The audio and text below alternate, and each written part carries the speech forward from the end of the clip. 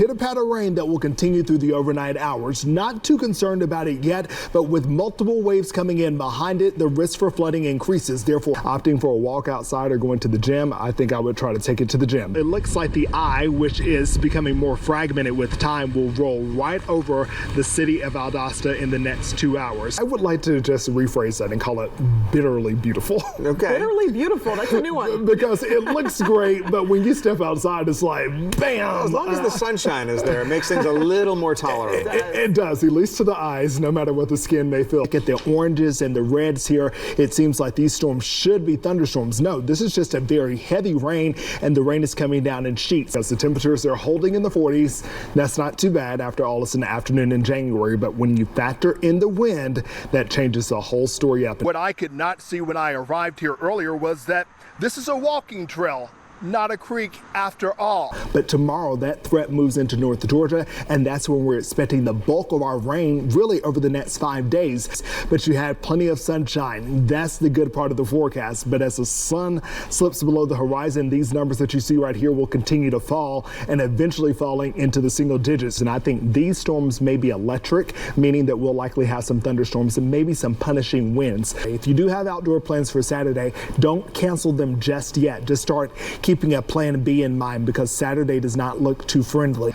Kind of getting fogged in here as the day winds down to an end on what's been a cloudy and kind of rainy day outside. We can't seem to crack any space in those clouds up there. No sunshine today, and unfortunately not for the next few days to come. In fact, we will raise those rain and storm chances as we get into the weekend, but there is a portion of the weekend that I'm holding on to for the return. Fingers crossed, right? Yeah. Sunshine. Fingers are Tiny crossed. chance. Exactly. Free yourself from the umbrella, hopefully, as we get deeper into the week. Let's take a look at the boards now so you can see exactly where the big storm system is at this hour. Satellite and radar showing that it is centered across portions of northeast Texas, moving into Arkansas and Louisiana at this point. We have had a few showers here today, but nothing large and in charge. This is the system that has all the robust energy connected to it, and it will be our culprit or nuisance over the next 48 hours. This area of low pressure is moving very slow, and it really doesn't pick up any steam over the next 2-3 days. So it's going to actually just kind of drift further and further to the north and to the east. With that said, we're going to get multiple waves of rain as areas of low pressure basically hook a ride along this cold front here, and that's going to drive our flood threat through each and every day, starting really today, but it's really tomorrow going into the latter part of the work week, even into Saturday, in which those flood risks will be highest. 6 o'clock tomorrow morning, you're heading out to work, working school tomorrow. Not necessarily the worst of mornings, but it will be a morning that factors in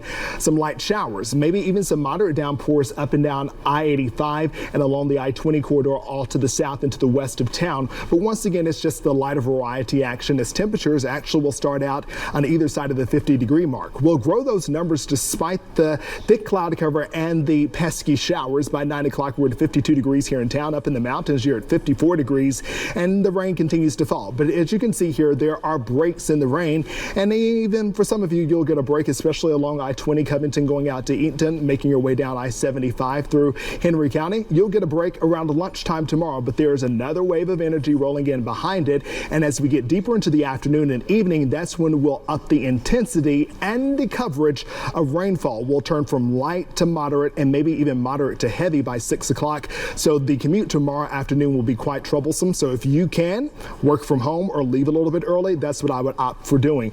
Coaches have got practice tomorrow is not looking so good. As we go through the overnight hours, we're going to really drive up our storm chances. And this is when I'm expecting us to get a couple rumbles of thunder. This is 9 o'clock on Wednesday night. Going through the overnight hours, it looks like a pretty robust line develops. It may fizzle out a bit as you wake up on Thursday morning, but just like Wednesday morning, you will wake up to rain in many communities. But there will be some communities, especially to the south, along I-75 and to the south of I-20. That's where I'm expecting lesser rainfall totals. But as you go up and across northeast Georgia, that's where you're going to have those higher amounts, because you're going to keep on getting hit with repeated waves of moisture as you go through not only Wednesday, but Thursday, Friday, and even Saturday. You can see it right here. By Thursday at 6 o'clock, we have another robust wave moving through. So it looks like the afternoon and the evenings are going to be the most problematic. Your mornings, still some issues out there, but what I'm concerned about flooding are those cells that are going to move through, and they're just going to kind of sit there. So we're going to have to be careful around our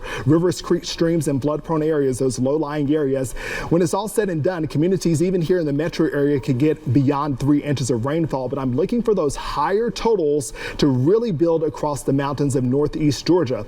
The primary threat, once again, is flash flooding, and that threat will increase. The watch starts tomorrow night, but that threat increases for Thursday going into Friday as the ground becomes more and more saturated. Here's a look at your Fox 5 Storm Team 7-day forecast. The temperatures, they have bounced back. In fact, by Thursday into Friday, temperatures will come really close to 70 degrees, but what difference does it make when you can't really go outside and enjoy the outside? Speaking of enjoying the outside, you likely won't be able to do that without rain until Sunday afternoon, and by then the temperatures are back down into the 50s. Guys? All right. Justin Bieber says he gets his peaches out in Georgia, but well, this year he may have to look elsewhere after a late winter freeze destroyed much of our state's beloved crop. Fox 5 Storm Team meteorologist Jonathan Stacey has the story tonight. I got my peaches out in Georgia. Oh, yeah. From the lyrics of pop star Justin Bieber to rock legend Leonard Skinner, Them Georgia peaches. America's love for Georgia peaches seems to get sweeter with time. But this year, peach producers across the state are singing the blues. We probably have about a 40% crop. Jake Carter is the fifth-generation owner of Southern Bell Farm in McDonough, And it will be a supply and demand issue. where he tends to some 25 acres of peach trees on a good year. The temperatures fluctuated. It got down to as low as 27. Carter and his team met Old Man Winter's mid-March return with force on the ground and in the air, in hopes of protecting early season varieties already starting to bud after what had been a fairly warm winter. That helicopter hovering around 80 feet creates an inversion. The air's warmer up there, so we're trying to push that warm air down, the cold air back up, and you're literally only getting about 2 or 3 degrees, and that is the difference between having a crop and not having a crop. At this point in the season, this peach tree right here should have about 500 peaches on it, but as you can clearly see, this season the pickings are slim. A peach tree needs chill hours, on average around 850 to 1,000 chill hours, anything below 45 degrees. So, you know, when it's below 45 degrees, that peach tree is storing up chill hours. This year, a few of those chill hours came a bit too late. Carter says it's still too early to tell how winter's wrath will affect this summer's peach prices.